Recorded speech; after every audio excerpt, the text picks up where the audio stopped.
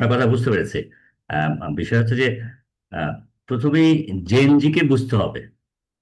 আর জেনজিকে যদি বুঝতে আমরা না পারি, তাহলে এই যে পরিবর্তনের যে চেষ্টা চলছে সেটা আমরা বুঝতে পারবো না।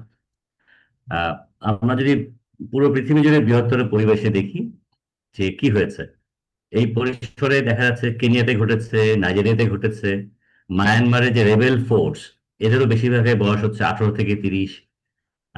ইন্দোনেশিয়াতে ঘটছে, আপনার নেপালে ঘটছে, আমাদের সাথে ঘটেই গেছে। তাহলে এদের বয়সটা হচ্ছে 18 থেকে 30। আমাদের বের করতে হবে যে এদের মধ্যে কমনালিটি কি। পৃথিবীতে যখন কোনো জাতি কোনো পরিবর্তনের প্রয়োজনীয়তা অনুভব করে, সেই পরিবর্তনটির সূচনা করে তরুণ যুব সমাজ। এদের মধ্যে সাধারণ কতগুলো বৈশিষ্ট্য আছে। প্রথমত হচ্ছে ওরা পরিবর্তনের দূত বা কারিগর। দ্বিতীয়ত হচ্ছে ওরা প্রচলিত প্রথা, বিদ্যমান পরিস্থিতিকে চ্যালেঞ্জ করতে ভয় পায় না। যখন মানুষ, দল বা পদ্ধতি দীর্ঘদিন ধরে কোনো নির্দিষ্ট অবস্থানে থাকে, তখন তারা প্রায় আত্মতুষ্ট হয়ে পড়ে। কিন্তু তরুণ সমাজে কিন্তু এই দীর্ঘ সময় দাসত্বের শৃঙ্খলাটা নেই, তাদের ঘাড়ে সেই বোঝাটা নেই। ওরা প্রশ্ন করতে ভয় পায় না, ওরা চ্যালেঞ্জ করতে ভয় পায় না, ওরা স্বপ্ন দেখার সাহস করে। তৃতীয়টি হচ্ছে ওরা কার্যকর পদক্ষেপের মাধ্যমে স্বপ্ন বাস্তবায়নে বিশ্বাসী। এত কথা আর বাহাসের মধ্যে নাই। ওরা দ্রুত সিদ্ধান্ত গ্রহণ করে এবং পদক্ষেপ গ্রহণ করে। তো আরেকটু যদি ব্যাখ্যা করি, এটার শক্তিটা কি। শক্তিটা হচ্ছে যে ওরা যে সাহসী এবং কার্যকরী পদক্ষেপ এবং স্বপ্ন দেখার ক্ষমতা, এই সবগুলি মিলিয়ে ওরা একটা দীর্ঘস্থায়ী পরিবর্তন, টেকসই পরিবর্তন আনতে পারে, যেটা প্রজন্ম ধরে অনুভূত হবে এমন সম্ভাবনা আছে। কিন্তু ওরা তো বিচ্ছিন্ন নয়। মানব সভ্যতাকে আমরা যদি একটা মুভিং ট্র্যাক মনে করি, এই জেনজি 18 থেকে 30 এটা একটা মুভিং ট্রেইনের মতো।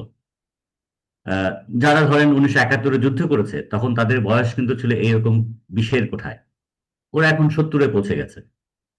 তখন এরা একটা পরিবর্তনের যুদ্ধ করেছে।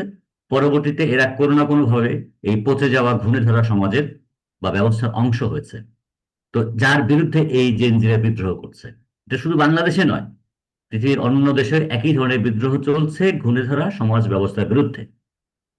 এখন যে ছেলেটা বা মেয়েটা যে আন্দোলন করছে, ভবিষ্যতে কয়েক দশকের মধ্যেই এরাই কিন্তু হেড অফ স্টেট হবে, দেশের নেতৃত্ব দিবে।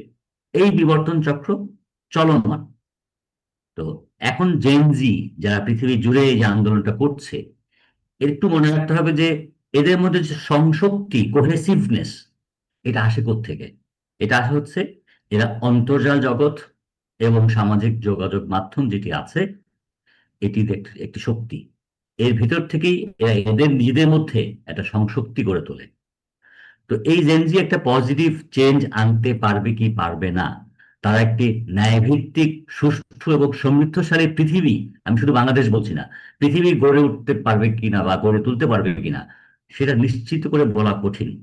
কিন্তু তাদের এই সফল বা হওয়ার জন্য আমরা যেটা করতে পারি, আগামী জেনারেশন গুলো, আমরা একটা শক্ত ভিত্তি তৈরি করে দিতে পারি।